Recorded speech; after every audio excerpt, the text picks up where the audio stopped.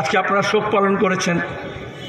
Air India plane আহমেদাবাদে লন্ডনের জন্য যাওয়ার মুহূর্তেই ভেঙে পড়ল।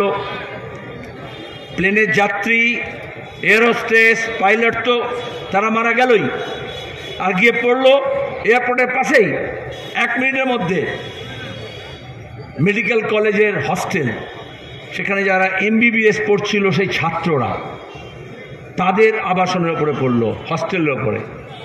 কতজন হবু ডাক্তারও মারা গেছে।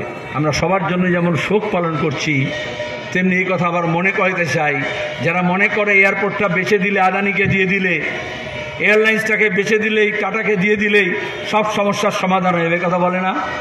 তাহলে এই লাল ঝান্ডাই প্রথম থেকে বলেছে যে প্রাইভেটাইজেশন করে দেওয়া মানেই, নিজিকরণ করে দেওয়া মানেই, বেচে দেওয়া মানেই সমস্যার সমাধান নয়। আর দেখতে হবে, তদন্ত করে বার করতে হবে কেন হলো।